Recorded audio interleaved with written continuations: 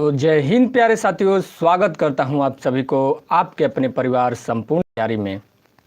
साथियों स्वागत करता हूं आप तैयारी में। चलिए दोस्तों, जल्दी से आ जाइए, जुड़ जाइए हमारे साथ में। गुड मॉर्निंग सभी को गुड मॉर्निंग। आज जो है आरआरबी रेलवे ग्रुप डी का जो प्रीवियस ईयर का पैटर्न है वो हम लोग करने वाले हैं। अब रेलवे का दोस्तों सपना जो है वो सपना ही आप लोगों का एक हकीकत बन जाएगा। तो दोस्तों आज पार्ट 29 है और चलिए जल्दी से हमारे साथ में जुड़ जाइए।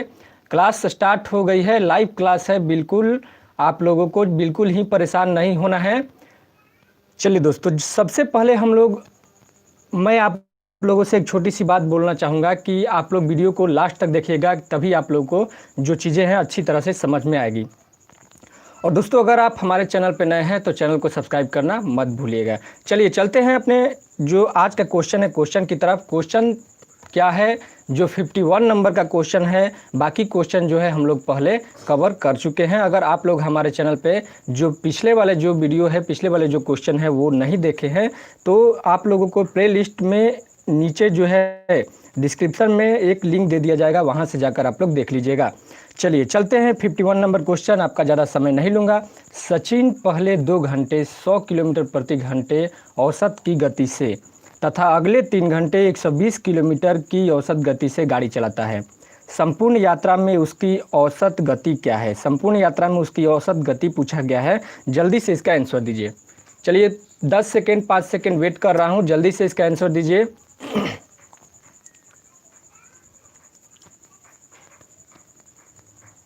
चलिए ठीक है, देखिए इसको कैसे सॉल्व करते हैं, ध्यान से देखिएगा। क्या बोल रहा है? सचिन 2 घंटे में 100 किलोमीटर प्रति घंटे की औसत गति से 2 घंटे तथा अगले 3 घंटे 120 किलोमीटर प्रति औसत गति से चलता है। ध्यान दीजिएगा यहाँ पे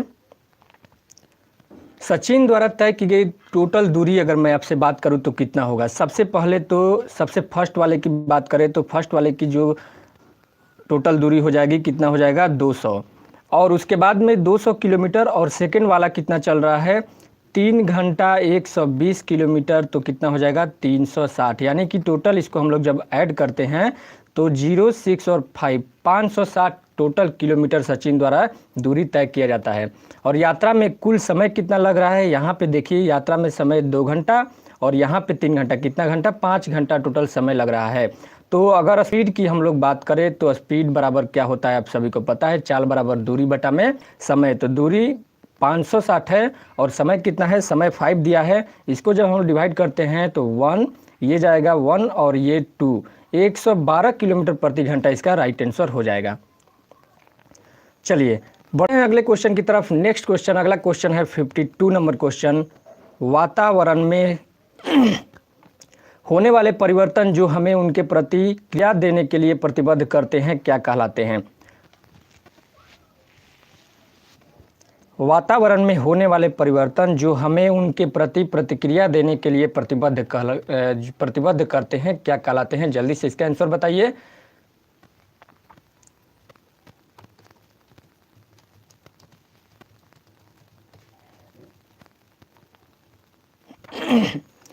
इसका आंसर बताइए जल्दी से दोस्तों। तो इसका राइट आंसर हो जाएगा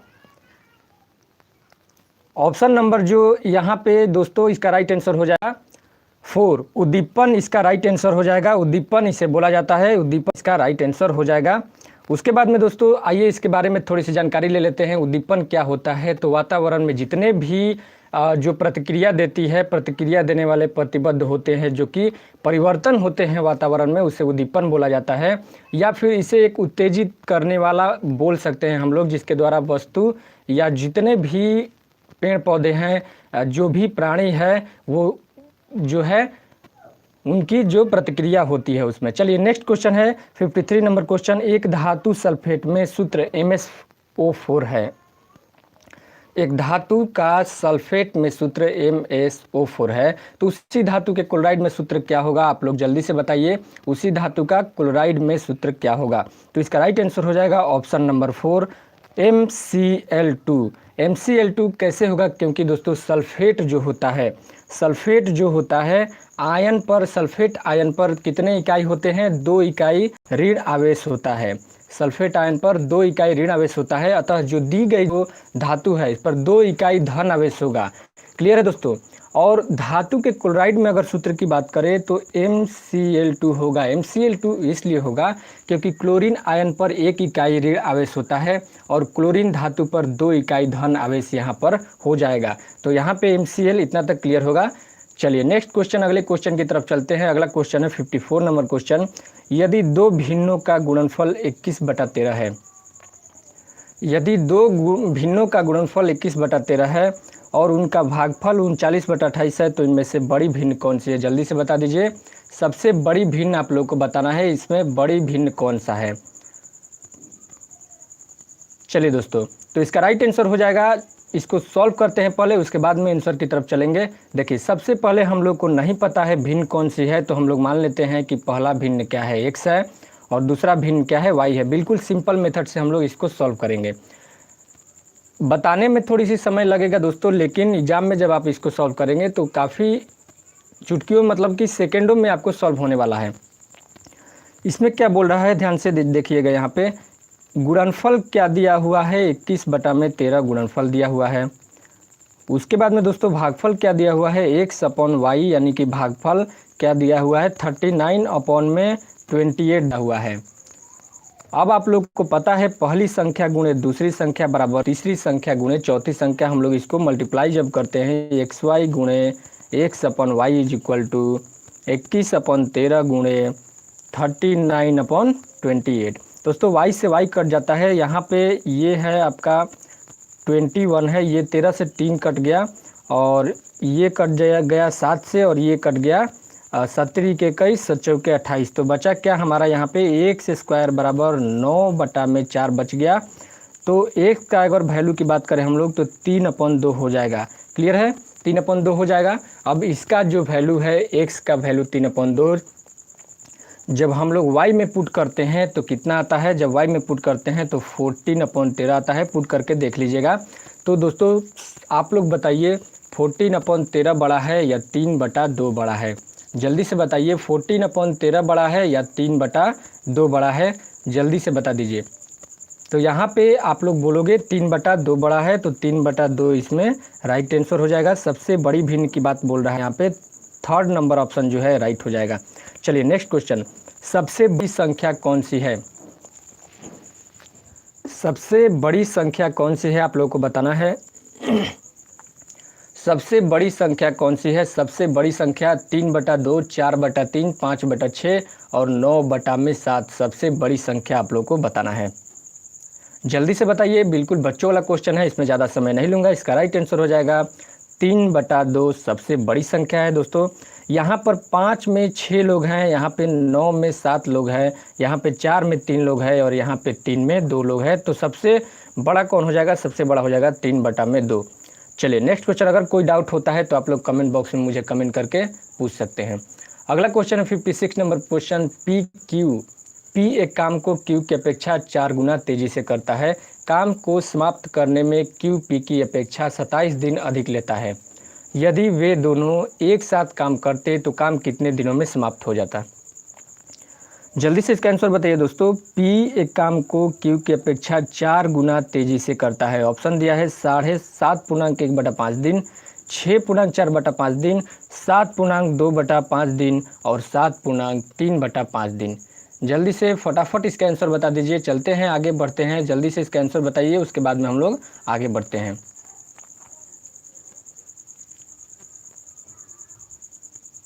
चलिए दोस्तों सॉल्व करते हैं इसको, देखते हैं कैसे सॉल्व किया जाए।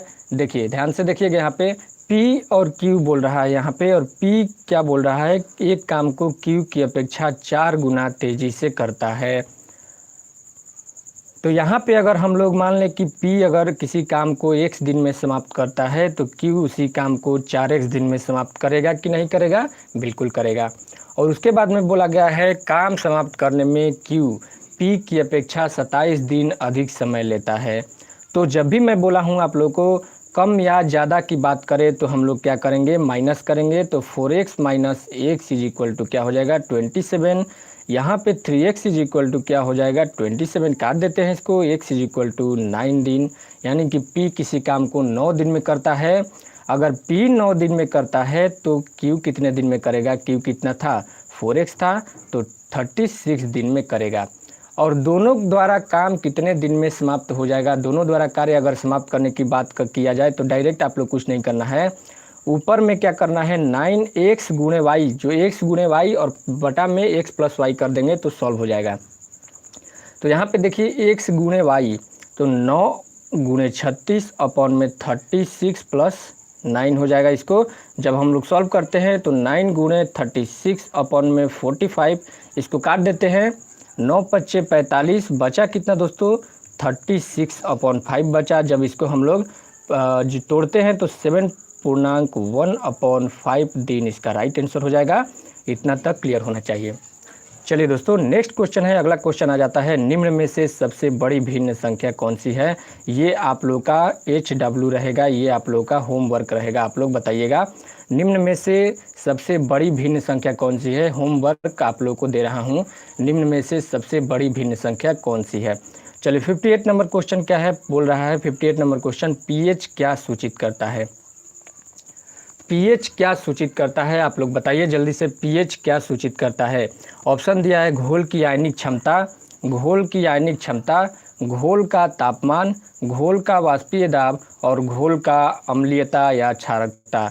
तो दोस्तों यहाँ पे इसका राइट आंसर हो जाएगा पीएच क्या सूचित करता है। बहुत ही सिंपल, बहुत ही इजी क्वेश्चन है, आप सभी को पता है कि पीएच घोल की अम्लीयता या क्षारकता को सूचित करता है। 4th नंबर ऑप्शन जो है इसका राइट आंसर हो जाएगा।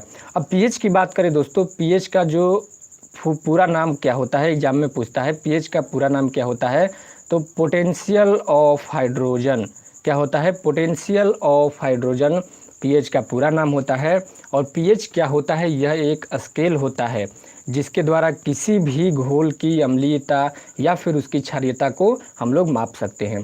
दोस्तों स्केल कहने का मतलब ये है कि ये मान लीजिए कि एक स्केल है, स्केल आप लोग देखे होंगे, यहाँ पे हम लोग 7 लिख देते हैं और यहाँ से 7 से नीचे 6, 5 और यहाँ से 7 से जो ऊपर है 8, 9 ये सब आता है। तो दोस्तों यहाँ पे आप लोगों को बता दूं कि अगर स्केल पर पीएच का मान 7 से कम होता है तो जो भी घोल होगा वो अम्लीय होगा। ध्यान दीजिए, एक बार फिर से बोल रहा हूँ, यदि स्केल पर पीएच का मान 7 से कम होता है तो घोल क्या होगा, अम्लीय होगा। और अगर पीएच का मान 7 से ज़्यादा होता है तो घोल क्या होगा, क्षारीय होता है। और अगर पीएच का मान 7 होता है, केवल और केवल 7 होता है, तो उसको हम लोग लवण बोलेंगे या फिर उसको उदासीन हम लोग बोल सकते हैं। चलिए नेक्स्ट क्वेश्चन है, आनंद मठ के लेखक कौन है। आनंद मठ के लेखक कौन है, जल्दी से बताइए, आनंद मठ के लेखक कौन है। दोस्तों जल्दी से बताइए, आनंद मठ के लेखक कौन है। आनंद मठ के लेखक कौन है, आनंद मठ के लेखक आप लोगों को बताना है। आनंद मठ के लेखक कौन है। ऑप्शन दिया है हरीश चंद्र मुखर्जी, बंकिम चंद्र चटर्जी, सुरेंद्र नाथ बनर्जी और रविंद्रनाथ टैगोर। तो इसका राइट आंसर हो जाएगा ऑप्शन नंबर 2 की ओर जाते हैं हम लोग, बंकिम चंद्र चटर्जी द्वारा आनंद मठ की। जो दोस्तों यहाँ पे ध्यान दीजिए, आनंद मठ क्या है, आनंद मठ एक बंगाली उपन्यास है। क्या है, एक बंगाली उपन्यास है जिसे बंकिम चंद्र चटर्जी द्वारा लिखा गया था। और कब लिखा गया था, 1882 ईस्वी में इसको प्रकाशित हुआ था, 1882 ईस्वी में इसे प्रकाशित किया गया था। चलिए नेक्स्ट क्वेश्चन है 60 नंबर क्वेश्चन, यदि किसी संख्या का 4/5। दोस्तों मज़ा आ रहा है तो दोस्तों लाइक शेयर सब्सक्राइब जरूर कीजिए। दोस्तों में एक बार शेयर करके आ जाइए जल्दी से। यदि किसी संख्या का 4/5 उसी संख्या के 2/3 से 4 अधिक है तो वह संख्या ज्ञात करें। किसी संख्या का 4/5 उसी संख्या के 2/3 से 4 अधिक है तो वह संख्या ज्ञात करें। तो इसको दोस्तों 2 तरीके से हम लोग बना सकते हैं, एक तो ऑप्शनल और दूसरे नंबर पे हम लोग इसे x मान के बना सकते हैं। तो ध्यान से देखिए x मानकर कैसे बनाते हैं। मान लीजिए कि जो संख्या है, संख्या मुझे नहीं पता है, तो संख्या मैं क्या ले रहा हूँ, संख्या मैं x ले रहा हूँ, ठीक है।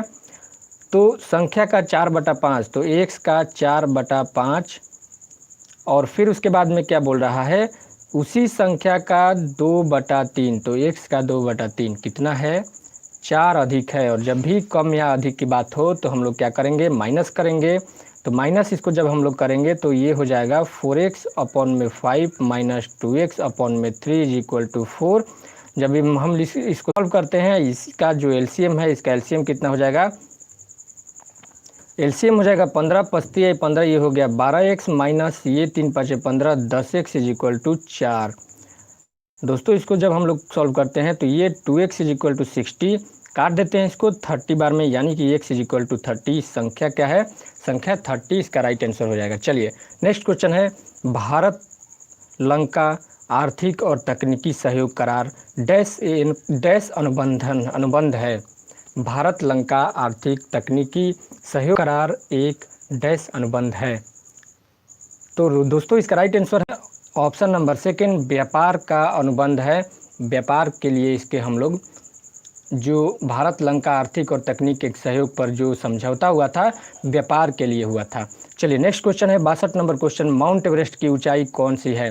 दोस्तों सारे क्वेश्चन एग्जाम में आए हुए हैं, जितने भी क्वेश्चन यहाँ पे मैं आप लोग को दे रहा हूँ सारे क्वेश्चन एग्जाम में आए हुए हैं। तो यहाँ पे बोल रहा है माउंट एवरेस्ट की ऊंचाई निम्नलिखित में से कौन सी है। माउंट एवरेस्ट की ऊंचाई निम्नलिखित में से कौन सी है। तो बिल्कुल ही सिंपल क्वेश्चन है, बचपन से पढ़ते आ रहे हैं। 8,848 मीटर माउंट एवरेस्ट की ऊंचाई है, और जो कि नेपाल में स्थित विश्व की सर्वोच्च चोटी माउंट एवरेस्ट को माना जाता है और हिमालय पर्वत श्रेणी का एक भाग है। चलिए नेक्स्ट क्वेश्चन है, एडवेंचर ऑफ शेरलॉक होम्स के लेखक कौन है। एडवेंचर ऑफ शेरलॉक होम्स के लेखक कौन है। तो इसका राइट आंसर हो जाएगा option number second, Arthur Conan Doyle इसका राइट आंसर हो जाएगा। चलिए 64 नंबर क्वेश्चन, 64 नंबर क्वेश्चन दोस्तों आप लोगों को घर से बना के लाना है। 64 नंबर क्वेश्चन मैं यहाँ पे नहीं बनाऊंगा, अगला वीडियो है उसमें मैं इसका आप लोग को जो है इसका आंसर बता दूंगा। आप लोग कमेंट बॉक्स में नीचे इसका आंसर ज़रूर बताइएगा। जिन भी बच्चों का अगर इसका आंसर सटीक आया, अच्छा आंसर आया, और सबसे पहले जिन बच्चों का आंसर आएगा उन बच्चों का अगले वीडियो में जो है फ़ोटो और नाम के साथ में उनका जो है स्क्रीन पर दिखाया जाएगा। चलिए नेक्स्ट क्वेश्चन है 65 नंबर क्वेश्चन, प्राकृतिक गैस में हाइड्रोकार्बन का कितना प्रतिशत होता है। प्राकृतिक गैस में हाइड्रोकार्बन का कितना परसेंट होता है। ऑप्शन नंबर 3 की तरफ जाते हैं हम लोग, 95% होता है। प्राकृतिक गैस में हाइड्रोजन का जो हाइड्रोकार्बन है उसका प्रतिशत 95% होता है, और बाकी जो होता है 5% nitrogen, carbon dioxide, hydrogen sulphide और जल होता है। चलिए नेक्स्ट क्वेश्चन है अगला question 66 number question, essays on Gita नामक पुस्तक के लेखक कौन है। एसेज ऑन गीता नामक पुस्तक के लेखक कौन है, आप लोग को बताना है। एसेज ऑन गीता नामक पुस्तक के लेखक कौन है। तो इसका राइट आंसर हो जाएगा दोस्तों ऑप्शन नंबर जो फर्स्ट दिया है, अरविंदो घोष इसका राइट आंसर हो जाएगा। और अरविंद घोष ने एसेज ऑन गीता की रचना की थी, जो कि जो अरविंदा आश्रम पौंडीचेरी में है वहाँ पे किया गया था। चलिए दोस्तों नेक्स्ट क्वेश्चन है अगला question 67 number question, Mahatma Gandhi को दक्षिण अफ्रीका में एम्बुलेंस सेवाओं में उनके योगदान के लिए अंग्रेजों के कैसर ए हिंद पदक से किसने सम्मानित किया था। सिंपल क्वेश्चन ये बोल रहा है कैसर ए हिंद जो कि महात्मा गांधी को जो सम्मानित किया गया था, किसके द्वारा सम्मानित किया गया था। तो इसका राइट आंसर हो जाएगा Lord Hardinge. Lord Hardinge option number 4 जो लॉर्ड हार्डिंग है इसके द्वारा सम्मानित किया गया था। और दोस्तों 1910 ईस्वी से 1916 ईस्वी तक भारत का गवर्नर जनरल रहा है लॉर्ड हार्डिंग, आप लोग ध्यान दीजिएगा। और इसके शासनकाल में दिल्ली में एक दरबार का आयोजन किया गया था, और महात्मा गांधी जब दक्षिण अफ्रीका गए थे और एम्बुलेंस सेवाओं का वहाँ पे जब शुरुआत की थी तो उसमें उन्हें केसर ए हिंद की उपाधि दी गई थी। चलिए नेक्स्ट क्वेश्चन है अगला क्वेश्चन 68 नंबर क्वेश्चन, हाल ही में किन्होंने न्यूक्लियर फ्यूल कॉम्प्लेक्स के मुख्य कार्यकारी अधिकारी के रूप में पदभार संभाला है। 2014 की बात कर रहा है दोस्तों, अब का तो आप लोग देख लीजिएगा, गूगल कर लीजिएगा, ये मैं 2014 की बात कर रहा हूँ। हाल ही में किसने न्यूक्लियर फ्यूल कॉम्प्लेक्स के मुख्य कार्यकारी अधिकारी के रूप में पदभार संभाला है। तो इसका राइट आंसर हो जाएगा दिनेश श्रीवास्तव। ऑप्शन नंबर जो फर्स्ट है दिनेश श्रीवास्तव, जो कि हैदराबाद के न्यूक्लियर फ्यूल जो कॉम्प्लेक्स है उसमें कार्यकारी अधिकारी के रूप में पदभार संभाला था, और भाभा परमाणु अनुसंधान केंद्र में पहले कार्य कर चुके थे। और अभी दोस्तों होमी भाभा नेशनल इंस्टीट्यूट में जो है प्रोफेसर के रूप में अभी नियुक्त है वहाँ पे। चलिए नेक्स्ट क्वेश्चन है 69 नंबर क्वेश्चन, 56 का 13/14वां भाग क्या है। बिल्कुल ही सिंपल क्वेश्चन है, 56 का 13/14वां भाग, 56 का 13/14वां भाग काट देते हैं, 14 चौके 56 यानी कि 13 चौके 52 हो जाएगा इसका राइट आंसर। चलिए नेक्स्ट क्वेश्चन 70 नंबर क्वेश्चन है, निम्नलिखित क्रम में अगला अंक क्या होगा। निम्नलिखित क्रम में अगला अंक क्या होगा। 4, 8, 8, 16, 12, 24। जल्दी से बताइए निम्नलिखित में से इसका जो है अगला अंक क्या होगा। तो देखिए दोस्तों ध्यान से इसको कैसे यहाँ पे सॉल्व हो रहा है। 4 दूनी 8, 8 4 दूनी 8, 4 तीन 12, उसके बाद में क्या आएगा 4 चौके 16 आएगा, और यहाँ पे 8 दूनी 16 और 3 24 और चौके 32, तो यहाँ पे 16 आएगा और यहाँ पे 32 आएगा। तो ये वाला जो अंक है पूछा गया है, तो इसका राइट आंसर क्या हो जाएगा 16 इसका राइट आंसर हो जाएगा। चलिए नेक्स्ट क्वेश्चन, अगला क्वेश्चन है, गणना कीजिए 2, 8, 8, 5, 4 डिवाइडेड बाई 4, 5, 8 डिवाइडेड बाई 9। इसको डिवाइड करना है, कैसे डिवाइड कीजिएगा। 288 54 बटा में 458 गुणे 9। दोस्तों जब हम इसको काटते हैं तो ये जाता है 63 बार में, और इसको 9 से काटते हैं तो ये जाता है 7 बार में, यानी कि जो ऑप्शन नंबर 4 है इसका राइट आंसर हो जाएगा।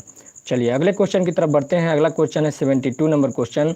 72 नंबर क्वेश्चन क्या बोल रहा है। 2017 ईस्वी के लागोस ओपन में भारतीय बैडमिंटन खिलाड़ी मनु अत्री ने किसके साथ मिलकर पुरुष युगल का खिताब जीता है।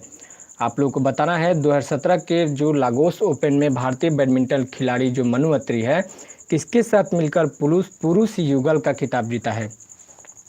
तो इसका राइट आंसर हो जाएगा ऑप्शन नंबर 3 की तरफ जाते हैं हम लोग, बी सुमित रेड्डी के साथ। यह दोस्तों जो है तस्लीम बोलोगन स्टेडियम के मुलाडे ओकाय थॉमस हॉल में यह जो प्रतियोगिता हुआ था, और लाओस में जो लागोस है ओपन नाइजीरिया में हुआ था दोस्तों, और अबूजा नाइजीरिया की राजधानी है। आप लोग ध्यान दीजिएगा, अबूजा क्या है नाइजीरिया की राजधानी है, और नाइजीरिया की मुद्रा क्या है नाइजीरियाई नायर नाइजीरिया की मुद्रा है। चलिए नेक्स्ट क्वेश्चन है 73 नंबर क्वेश्चन, विश्व जनसंख्या दिवस कब मनाया जाता है। विश्व जनसंख्या दिवस कब मनाया जाता है, जल्दी से बताइए विश्व जनसंख्या दिवस कब मनाया जाता है। विश्व जनसंख्या दिवस कब मनाया जाता है, फटाफट बताइए दोस्तों इसका आंसर। विश्व जनसंख्या दिवस कब मनाया जाता है। विश्व जनसंख्या दिवस कब मनाया जाता है, जल्दी से बता दीजिए विश्व जनसंख्या दिवस कब मनाया जाता है। तो इसका राइट आंसर हो जाएगा 11 जुलाई। 11 जुलाई को विश्व जनसंख्या दिवस मनाया जाता है, हर एक वर्ष 11 जुलाई को। और दोस्तों यह मनाने की जो है संयुक्त राष्ट्र विकास कार्यक्रम एक होता है, 1989 में इसकी सिफारिश की गई थी, और इस दिवस का उद्देश्य क्या है, परिवार नियोजन, लैंगिक समानता, गरीबी, मातृ स्वास्थ्य और मानव अधिकार जैसे जनसंख्या से संबंधित मुद्दों के बारे में इसमें लोगों के बीच जागरूक फैलाना ही इसका मुख्य उद्देश्य है। चलिए नेक्स्ट क्वेश्चन है, विक्रम साराभाई अंतरिक्ष केंद्र कहाँ स्थित है। विक्रम साराभाई अंतरिक्ष केंद्र कहाँ स्थित है। विक्रम साराभाई अंतरिक्ष केंद्र जो है तिरुवनंतपुरम, 4th नंबर ऑप्शन की तरफ जाते हैं, और यहाँ रॉकेट अनुसंधान तथा कृत्रिम उपग्रह के निर्माण का कार्य होता है यहाँ पे। और यह दोस्तों थुम्बा, इसकी जो स्थापना है, इसकी केंद्र की स्थापना थुम्बा भूमध्य रेखीय रॉकेट प्रक्षेपण केंद्र के नाम से 1962 में की गई थी, जो कि अभी विक्रम साराभाई के नाम से इसका नाम बदलकर कर दिया गया था। तो आप लोगों को ध्यान रखना है, पूछता है एग्जाम में कि विक्रम साराभाई अंतरिक्ष केंद्र का जो पुराना नाम था, पुराना नाम क्या था। तो पुराना नाम था थुम्बा भूमध्य रेखीय रॉकेट प्रक्षेपण केंद्र। चलिए नेक्स्ट क्वेश्चन और आज का लास्ट क्वेश्चन है 75 नंबर क्वेश्चन, 2 पाइप किसी टंकी को क्रमशः 10 घंटे 16 घंटे में भर सकते हैं। एक तीसरा पाइप टंकी को 32 घंटे में खाली कर सकता है। यदि तीनों पाइप एक साथ खोल दिए जाए तो टंकी कितने समय में भर जाएगी। जल्दी से इसका आंसर बताइए, टंकी कितने समय में भर जाएगी। यहाँ पे पूछा गया दोस्तों, टंकी कितने समय में भर जाएगी। चलिए देखते हैं, ध्यान से देखिए। एक टंकी है, 2 पाइप है और 2 में भरते हैं। दूसरा पाइप बी है, किसी टंकी को 16 घंटे में भरता है। खाली के लिए यहाँ पे हम लोग क्या करते हैं, माइनस का चिन्ह लगाते हैं, -32 घंटे में खाली कर देता है। दोस्तों यहाँ पे इसका एलसीएम लेते हैं 320, एलसीएम 320 होता है। इसको जब हम लोग काटते हैं तो ये हो जाएगा 32, ये हो जाएगा 20 और ये हो जाएगा 32 दहा में 320। तो दोस्तों क्या है कि ये 42 भर रहा है और 10 खाली कर रहा है, यानी कि टोटल कितना 52 भर रहा है और 10 खाली कर रहा है। तो टोटल कितना, टोटल 42 टंकी भर रहा है। तो बस इसको काटा पीटी कर देते हैं। इसको हम लोग क्या कर देंगे 320 अपॉन में 42 कर देंगे, यानी 7.13/21 इसका राइट आंसर हो जाएगा। चलिए आज का क्वेश्चन ऑफ द डे है। आज का क्वेश्चन ऑफ द डे, बहुचर्चित पुस्तक सैनिटिक वर्सेज के लेखक कौन है। बहुचर्चित पुस्तक सैनिटिक